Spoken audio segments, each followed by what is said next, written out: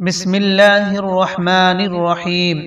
পুরুষদের মধ্য থেকে সর্বপ্রথম জান্নাতে কে বা কারা প্রবেশ করিবেন এবং মা ও বোনদের মধ্য থেকে সর্বপ্রথম কে বা কারা জান্নাতে প্রবেশ করিবেন।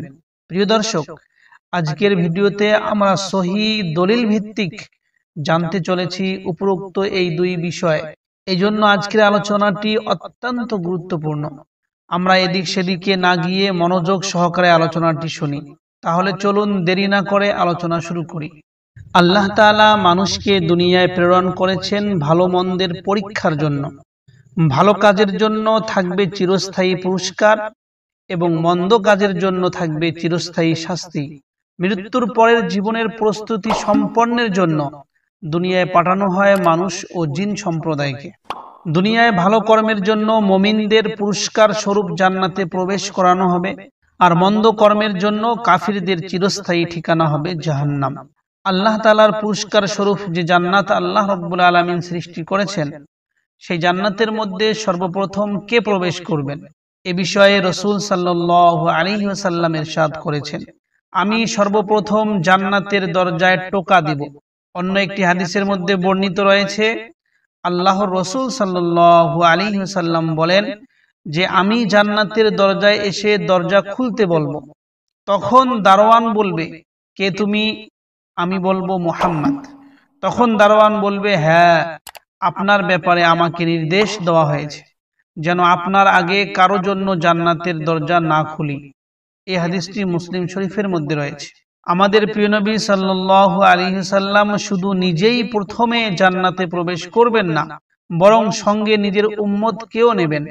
পৃথিবীতে রাসূল সাল্লাল্লাহু আলাইহি ওয়াসাল্লামের উম্মত সর্বশেষ হলেও তারাই সবার আগে জান্নাতে যাওয়ার সৌভাগ্য লাভ করিবে। আর এটি হইল উম্মতে মুহাম্মাদের জন্য আল্লাহর পক্ষ থেকে বিশেষ সম্মাননা। রাসূল করিম সাল্লাল্লাহু আলাইহি ওয়াসাল্লাম ইরশাদ করেন, দুনিয়াতে সবশেষে এসেও আমরাই অগ্রণী হব। মানুষের মধ্যে সর্বপ্রথম আমরাই জান্নাতে প্রবেশ করব। অন্যরা আমাদের আগে কিতাব পেয়েছেন আর আমরা সবার পরে কিতাব পেয়েছি, অর্থাৎ আল কোরআনুল মজিদ। তবুও আমরাই সর্বপ্রথম জান্নাতে প্রবেশ করিব। সহিহ বুখারী এবং সহিহ মুসলিম ও নাসাই শরীফের মধ্যে এই হাদিসটি বর্ণিত রয়েছে। উম্মতে মুহাম্মাদির মধ্যে সর্বপ্রথম জান্নাতে প্রবেশ করবেন আবু বকর সিদ্দিক রাদিয়াল্লাহু আনহু। প্রিয় দর্শক, উপরের যে হাদিস দুটি আমি আপনাদের সম্মুখে তুলে ধরলাম, এর থেকে সুস্পষ্টভাবে এটা আমরা ভালো করেই বুঝতে পেরেছি যে যে ব্যক্তি সর্বপ্রথম জান্নাতের মধ্যে প্রবেশ করিবে সে ব্যক্তি আর কেউ নয়, তিনি হলেন হযরত মুহাম্মদ মুস্তাফা সাল্লাল্লাহু আলাইহি ওয়াসাল্লাম, আমাদের নবী, সারা বিশ্বের নবী, কুল কায়নাতের নবী হযরত মুহাম্মদ মুস্তাফা সাল্লাল্লাহু আলাইহি ওয়াসাল্লাম। তিনি ওই ব্যক্তি যিনি সর্বপ্রথম জান্নাতের মধ্যে প্রবেশ করিবেন।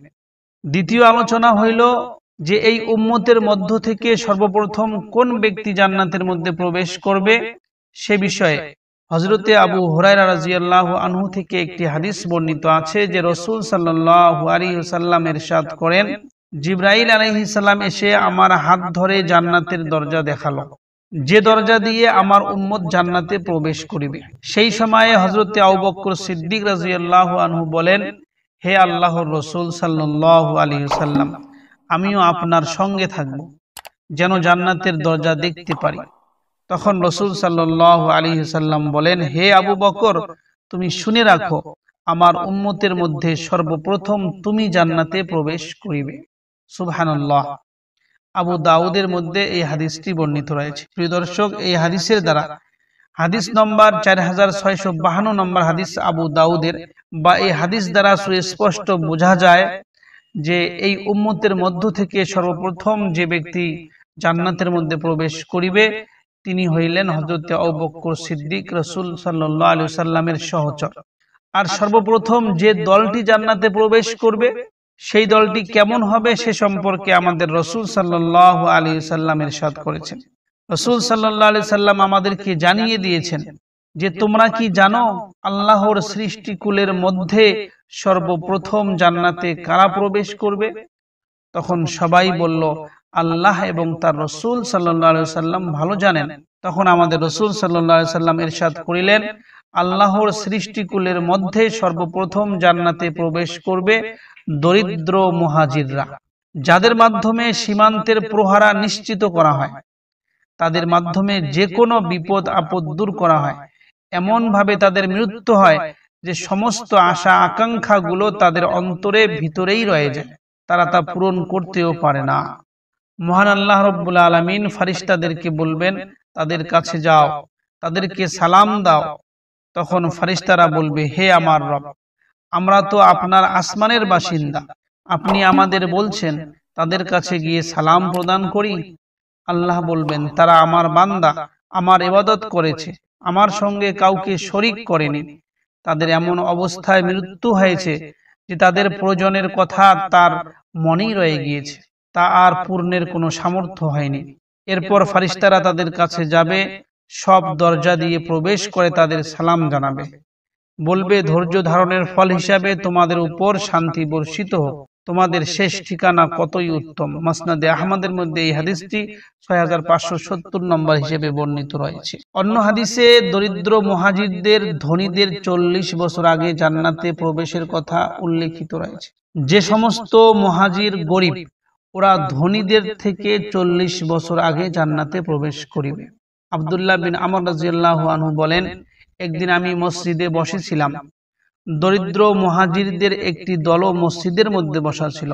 এমন সময় রাসূল সাল্লাল্লাহু আলাইহি সাল্লাম এসে তাদের কাছে বসে বলল, দরিদ্র মুহাজিররা সুসংবাদ গ্রহণ করুন। এই কথা শুনে তাদের চেহারা উজ্জ্বল হয়ে গেল, কারণ তারা ধনীদের 40 বছর আগে জান্নাতে প্রবেশ করবে।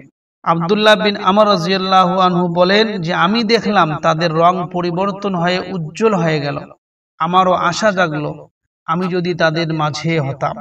প্রিয় দর্শক, এখানে দরিদ্র হওয়ার জন্য সাহাবী ইকরাম রাদিয়াল্লাহু আনহুম আশা করছেন, জান্নাতে প্রবেশ করে তাদের অবস্থা কেমন হবে সে কথাও রাসূল সাল্লাল্লাহু আলাইহি সাল্লাম আমাদেরকে জানিয়ে দিয়েছেন।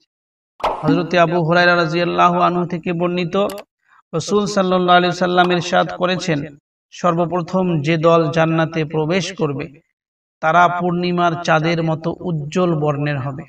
তারপরের দলটি হবে আকাশের সবচেয়ে বেশি আলো সম্পন্ন তারকার মতো।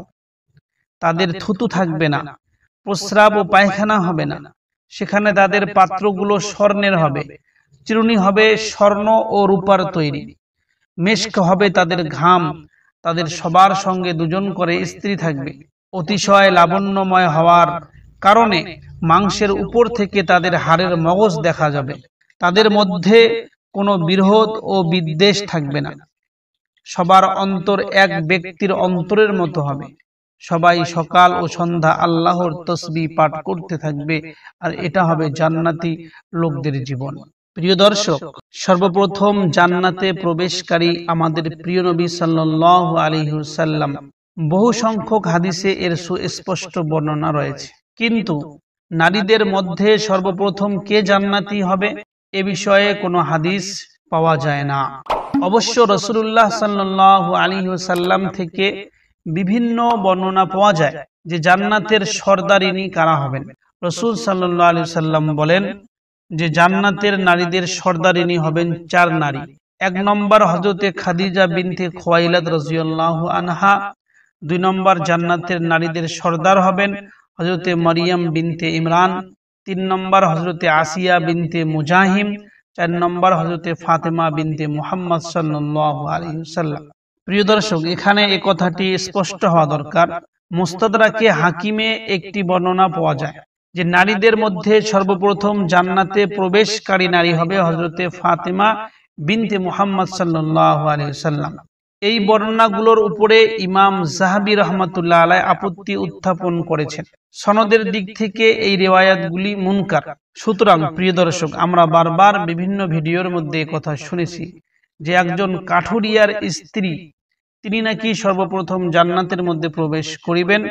এই সমস্ত আলোচনার পরে এটা সুস্পষ্ট হয়ে যায় যে কাঠুরিয়ার স্ত্রী জান্নাতে প্রথম প্রবেশ করার যে ঘটনাটি আমরা শুনে থাকি এটা ভিত্তিহীন, এর কোনো ভিত্তি পাওয়া যায়নি, এর কোনো দলিল নেই। আশা করি আজকের যে আলোচনাটি আপনারা ভালো করে বুঝেছেন এবং আপনাদের কাছে সুস্পষ্ট হয়ে গেছে যে সর্বপ্রথম জান্নাতের মধ্যে কে যাবেন এবং নারীদের মধ্য থেকে কারা জান্নাতের মধ্যে সর্দারিনী হবেন।